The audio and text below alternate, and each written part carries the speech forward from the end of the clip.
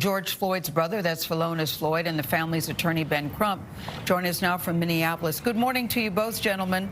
Philonise Floyd, I want to start with you because I'm thinking of your family today. This has got to be very emotional and very triggering. How did you all prepare for this day? We just prayed a lot because we're a praying family. We talked about what we know they're trying to do. They're going to try to assassinate his character. So I'll be in there, and George, he will be with me, and my Lord and Savior, Jesus Christ, will be with me also. Ben, how did you tell the family, what did you tell them about what they can expect during this trial? Well, we told them, as Philonise said, that they're going to call his brother everything but a child of God.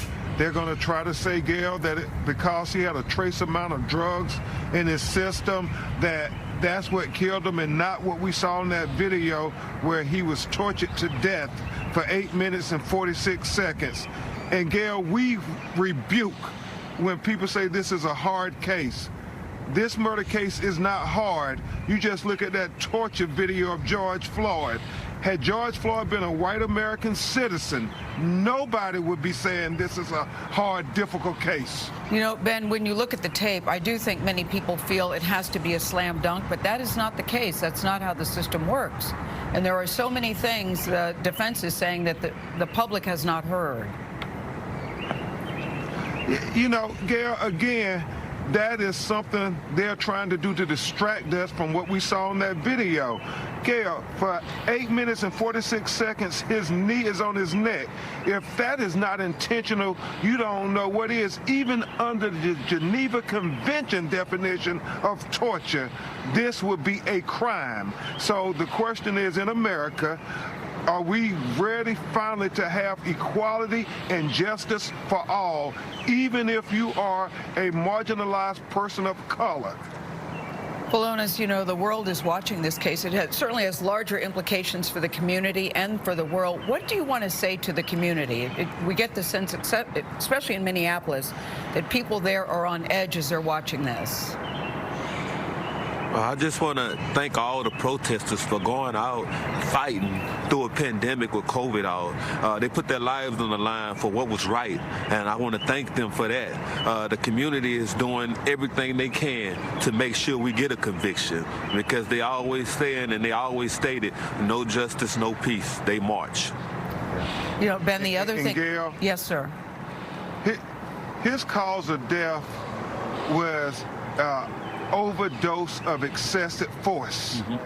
The medical autopsies conclude that the manner and cause of death was asphyxiation by homicide. Any and everything else you're going to hear today is just an attempt to assassinate his character now that they unjustly killed this black man. Yeah. Well, the defense does seem to be laying the groundwork, talking about substances that were found in his system. I'm sure that there's going to be more to that during the trial. I want to talk to you, Ben, about cameras in the court. You know, we're hearing that has never been done in the state of Minnesota before, that they are going to allow cameras. We will not see the jury, but we will see the process. Do you think that this is a good idea? I think it's a very good idea, and it's very important because we have to have transparency. After 50 million people saw this video around the world, and probably more on social media. And if people then have a result that they don't believe the process was fair and transparent, what we saw in May and June with the protests will be child's play to what we will see in the aftermath of this verdict. That's why it's important we have transparency. People got to know that it was fair for George Floyd's family, not just for the police officer.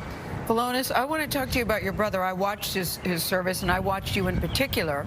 You were talking about he's a big guy, 6'4". You talked about making banana and mayonnaise sandwiches. I was wondering about the sandwich choice, but you were talking about making banana and mayonnaise sandwiches, and that he was known as a general in the neighborhood. He would walk around and people wanted to be around him and wanted to talk to him. What do you want us to know about your brother today as the trial begins? Oh man, he was an amazing person. He helped a lot of kids, not only by cutting their hair and teaching them sports, he also helped them with their homework.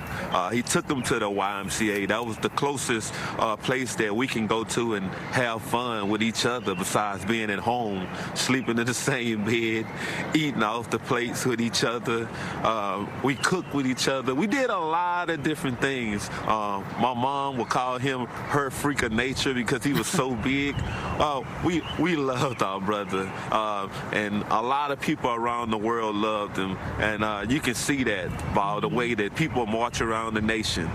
They're not just doing this for anybody. They're doing this for somebody who they know should still be here living and speaking right now with us. He is certainly more than a hashtag to you and many people in this country. We thank you very much for joining us this morning. We'll be watching. Thank you both. We will bring you a live special report when the trial begins. It's all set to start at 10 o'clock Eastern, 9 Central.